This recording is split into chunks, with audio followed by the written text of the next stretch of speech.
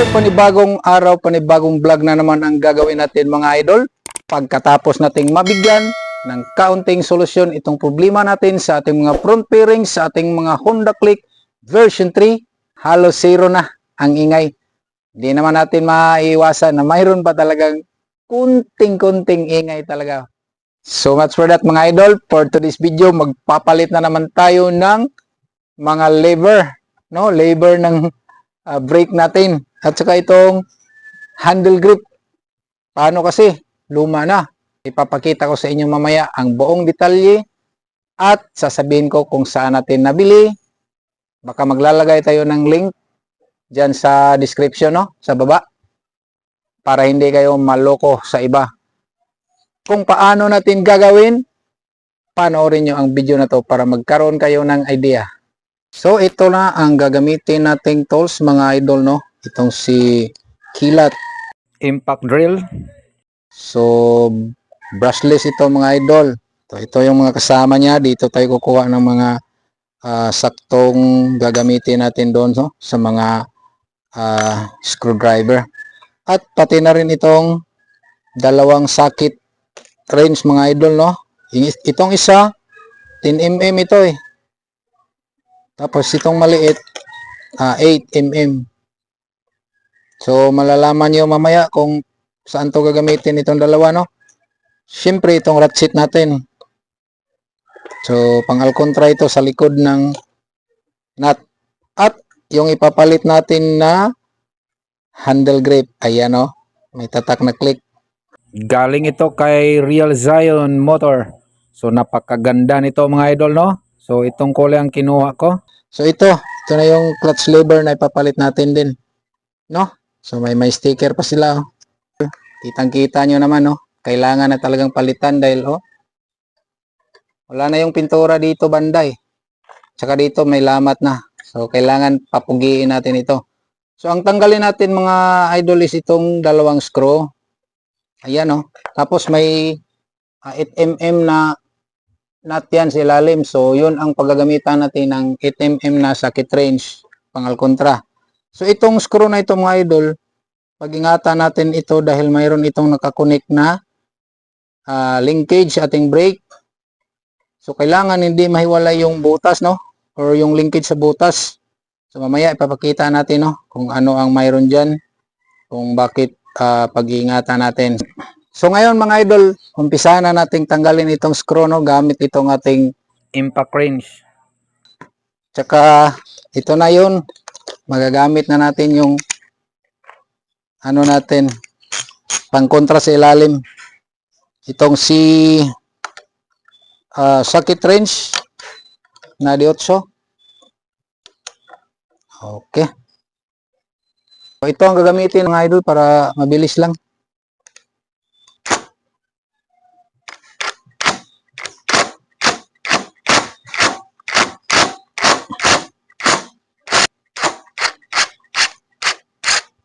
So dinahan-dahan ko lang kasi first timer ito. No, first time pang matanggal itong screw na to mga idol. Dinahan-dahan ko lang. Ayun.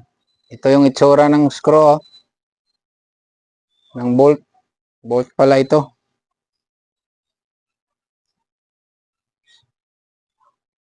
Alright, so one down. Saka itong isa mga idol. Dapat dandahan lang.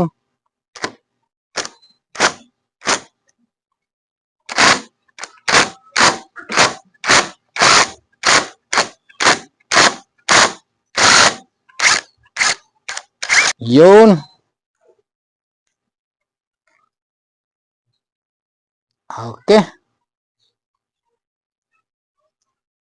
So i-compare ko, no, yung kaibahan ng dalawang bolt. So yung unang tinanggal natin ito, tapos ito yung pangalawa. Ayan, no. Mahaba yung una. So yung isa maiksi. So tandaan nyo lang yan mga idol, no, para hindi kayo lilito. Pagkatapos na makukuha natin yung dalawang screw or bolt, ito na, tanggalin na natin mga idol, no. So ito yung sinasabi ko mga idol na dapat hindi mawala sa butas no dito. Dahil ito yung linkage ng brake natin. Ito na yung ipapalit natin mga idol. May pangalan din ito may tatak na click. Yan. So doon pala ito sa kabila sa kanan. So may pangalan ito, click. Ayan. Ito yung pinakakaliwa na lever. Kasi yung click, saktong-sakto lang mababasa mo sa harapan. Diyan natin ito ilalagay. Yan, ganyan. Yan ang itsura niya mga idol, no? Yung mahabang bolt dito, oh. Yan. Para kailangan mo talagang tandaan mga idol, no? Tsaka yung maliit na bolt dito rin.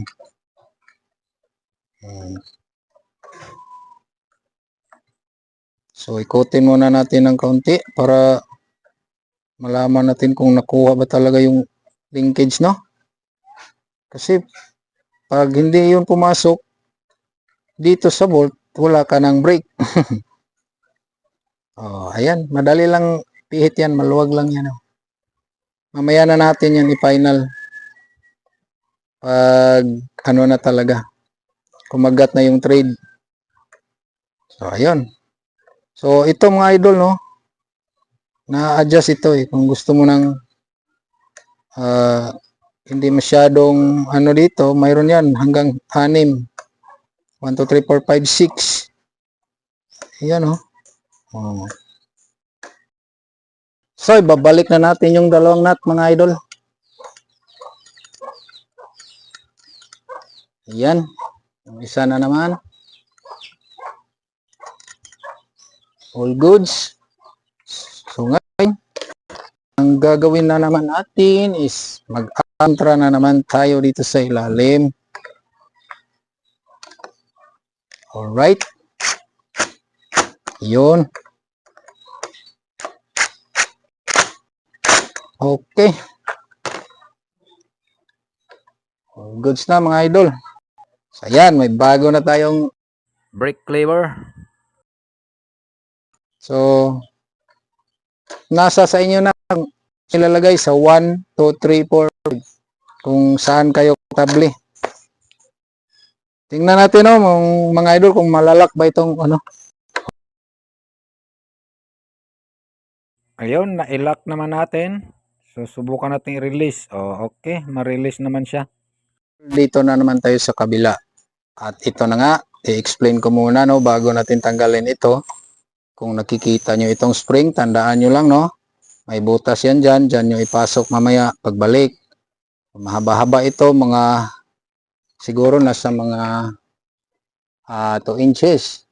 So ito yung 10mm na nut na i-alcontra natin mamaya doon sa ating socket wrench, First time na mabuksan. Naku, matigas mga idol.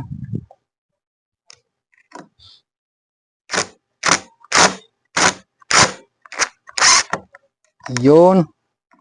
Lumambot din. Okay. So, ingatan nyo lang, baka ano yung spring. Baka, so, tandaan nyo lang, kung ano ang posisyon ng spring. Mamaya. So, hindi na natin tanggalin yung nut. So, yan. Ganyan. Ganyan lang. Napakadali lang niya tanggalin. So, ito na. Ito na siya. Lalagay na natin. So, yung papalit natin, may butas din dito mga idol, para sa spring,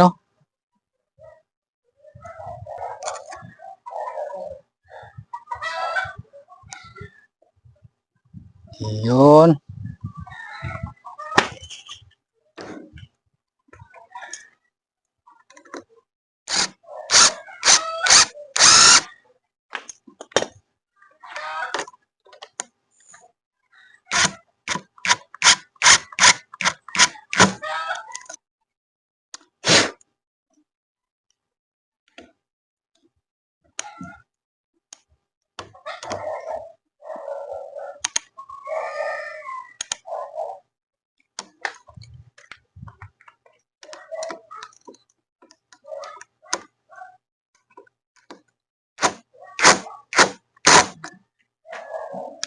Okay.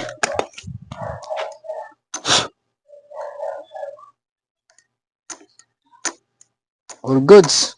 Yon, tapos na rin yung dalawang labor natin mga idol, no? So ang isusunod natin is ito ng handle grip. So ito yung sinabi ko kanina mga idol na spring. So hindi kayo malilito niyan dahil may butas yan dyan, no? Sama yan dito sa brake lever. So okay. So ang gagawin natin ngayon is ito na namang handle grip. So paalala lang mga idol, no, ito ay napakatigas. Yung iba ang ginamit dito is yung vice grip para umikot pa ganon, pa counterclockwise. So ito kung nakita nyo na maluwag na siya, ginamitan ko ito ng impact wrench, no, doon sa kaibigan ko, pati na rin doon sa kabila. Hindi ko na naipakita dahil dinala ko sa malayo. Tanggalin na lang natin siya dito para mapalitan natin. Yun, nasa baba na siya. So yung isa na naman, ganun din, impact wrench din ang ginamit ko dito mga idol. Oh, matigas pa rin nga. Kahit, oh, ayun. So ito na, tanggalin na natin to. Pero itong dito sa may throttle mga idol, mahirap ito. Kailangan i-focus ko ito sa inyo ng kaunti dahil mayroon tayong gagawin dito, no? Magbabawas tayo dyan sa ilalim. So, hugutin lang natin ito mga idol. Yan, madali lang ito eh. So, yung sa kabila, parang mahirap yun. Lagyan natin ng pampadulas.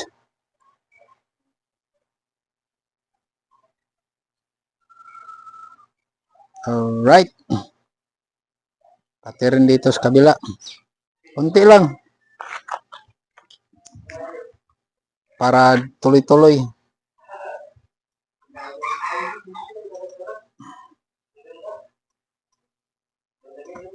Yun. Yun. Kailangan lang ng pampadulas mga idol para pag hindi nyo nilagyan, matigas siya eh. Ayun. So, punasan mo lang yung mga excess na oil. So, ayan mga idol, no, ito nang tanggalin natin. Ayan, kailangan i-damage mo na ito. So, mahirap to dito eh. Yun. Yung iba, pinupunit na ito mga idol.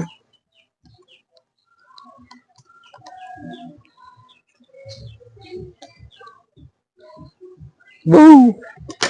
Gamitan natin ng pliers.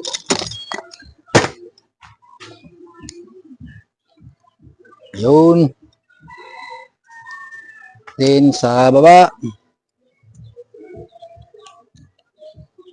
Yun. Dandahan lang. Tatanggal din to.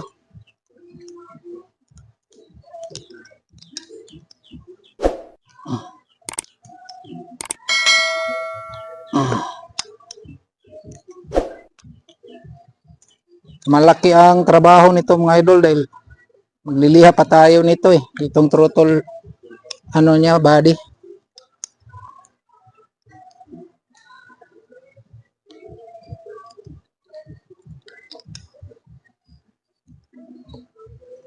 Mahirap to mga idol. Tiis-tiis lang. Ayaw ko naman punitin. Kasi gusto ko may souvenir ako. So, pagtyagaan ko na lang na hugutin. Sana hindi siya mapunit. Sana ng ibang paraan mga idol. Kailangan hiwain talaga.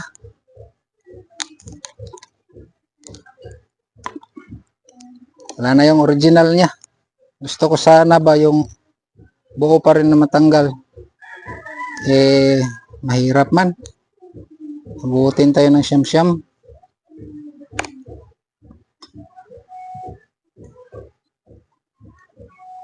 Kailangan punitin talaga.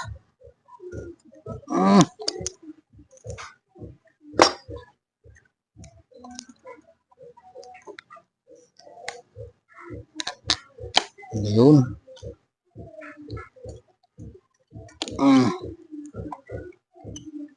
Alright. At tanggal din. So ngayon, paano na to? Buka natin. Nako. Kailangan nating magbawas dito. Alright guys, so this time around, maggamit na tayo ng grinder, no?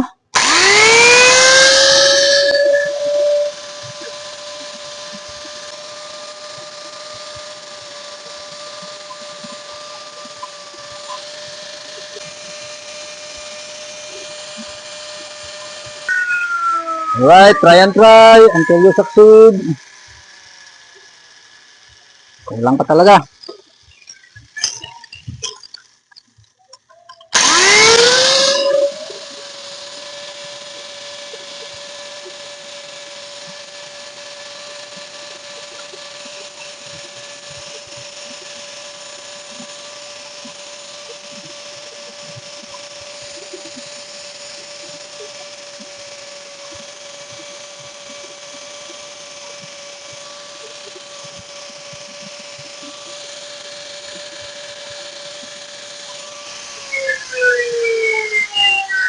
Subok ulit.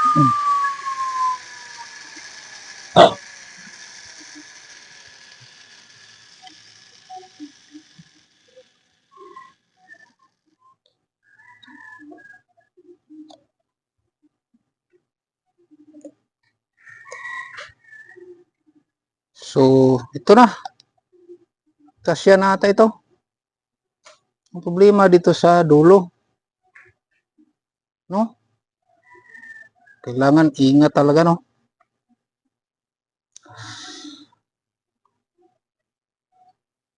So, bawasan natin ng kunti dito sa... Ako, kailangan talaga doble ingat. So, dito ay, mga idol, okay na. Yung pinakadulo. Pero dito na sa part na to, kailangan liha ang gagamitin natin. Para pantay talaga. At saka dandahan lang. Kasi yung angle grinder, mabilis lang siya, pero delikado rin kung magkamali tayo dahil baka sumobra, lumuwag naman, no? So, kailangan kunting pag-iingat lang talaga dito sa throttle body niya. Dahil pag sumobra, mga idol, no? Lumuwag. So, pag piga mo, wala na. Sumama na. So, itry natin. Try natin, mga idol. Ayun. So, itong pinakadulo na lang din sa kabila, yung problema natin mamaya.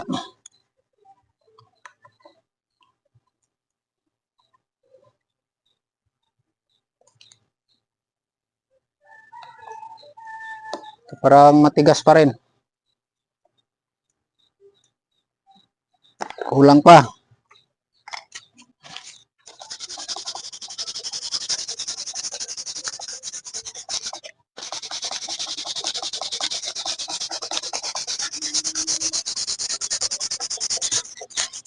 Ganyan talaga pag mag-DIY, mga idol, no? Kailangan talaga kunting tiyaga lang. Mag-success din tayo. Alright. Tiyaga-tiyaga lang to eh. Ayun. Ayun.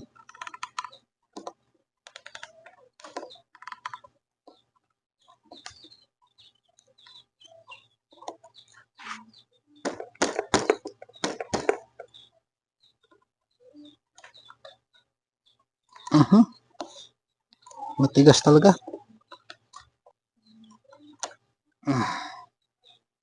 Yun.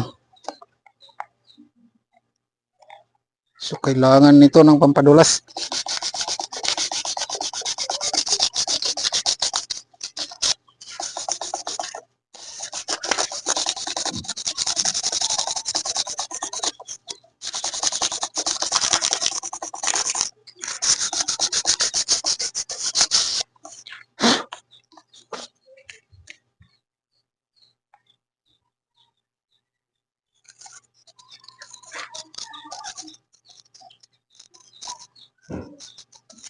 Dito yung mahirap eh.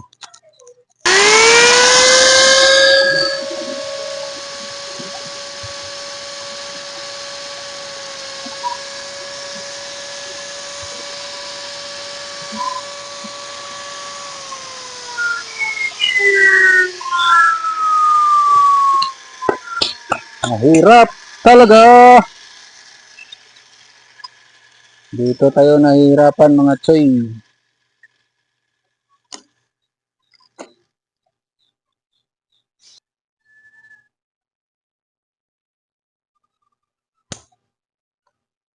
Yun. Parang kuko ba? Aray ko. Tumama sa aking mata.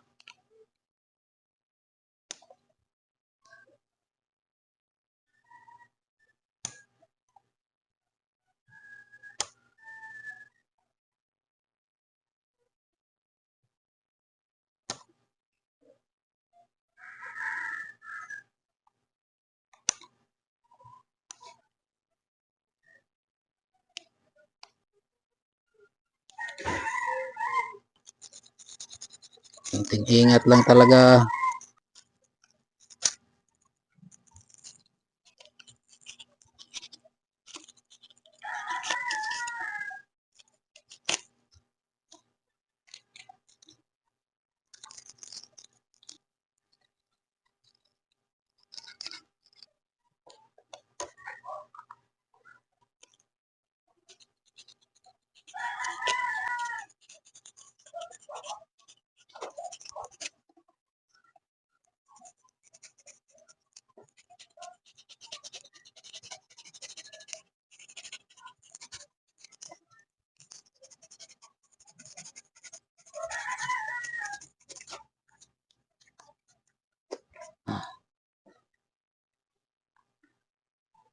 Okay, try natin mga idol, no?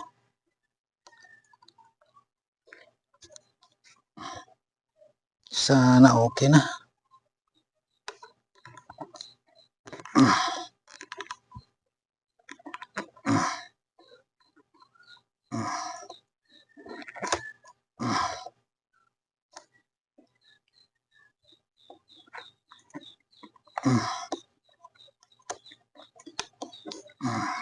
Yun. Alright. Pumasok din mga idol. Ikotin pa natin. Ito na yung output natin mga idol, no? So ito yung tinatrabaho natin. Kasi yung sa original, malambot lang. Ayan, yan yung nililihan natin. At itong mga ngipin na to, kailangan lihaan mo din. Pero itsansa mo lang, no? Huwag mong pasubrahan, baka lumuwag naman yung handle grip. Hindi na magagamit yung handle grip mo dahil maluwag na. So ganyan, no? At ito yung pinaka problema, itong part na to. Kasi makapal din to eh. Sa original, saktong-sakto lang ito, pero sa papalit natin, kailangan mo talagang trabahuin. Kailangan mo dito mga idol ng pasensya, no? So ngayon, nagawa na natin ng paraan, pero kulang pa ito. Pero magagamit ko na rin. May distansya siya, no? Dito. Okay lang yan. Papakita ko sa inyo mamaya ang isasalpak natin ito. Itong handle grip dito. So, ito na siya mga idol, no? Babalik natin or ilalagay na natin ito. Ganito lang yan. So, nilagyan natin ng langis, pati dito sa loob ng handle grip. So, i-twist mo lang, no? Para papasok siya. Ganyan. Diskarte lang yan.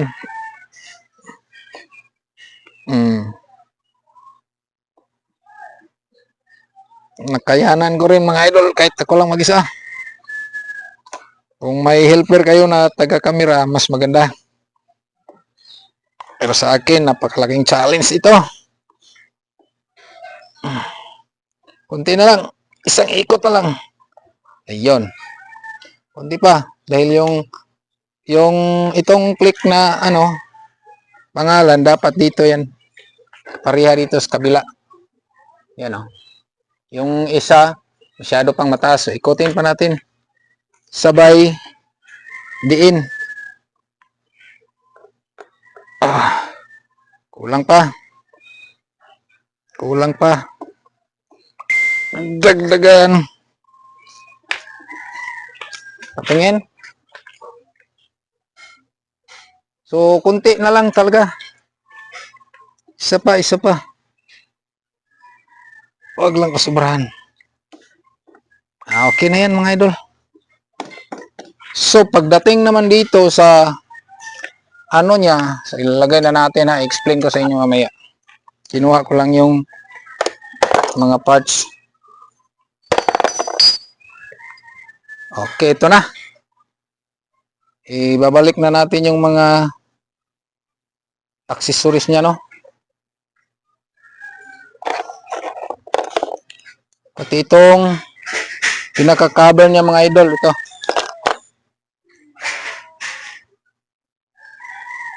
Ayan. So yung mga idol, yung bolt na gagamitin natin is itong stock dahil yung kasama dito na bolt hindi kakasya or hindi aabot dahil maiksi lang, no? So ito yung sa original.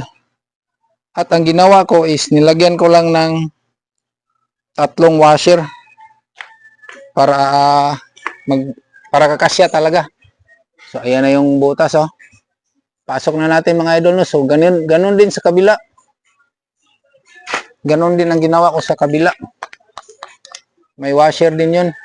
Pero, may kaibahan ito mga idol, no?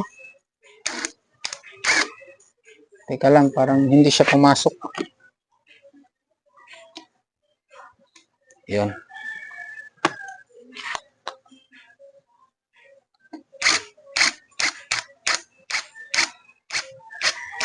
So, hinigpitan ko siya mga idol para ma-explain ko sa inyo, no? So, mahigpit siya. Oh, halos hindi siya magalaw, no?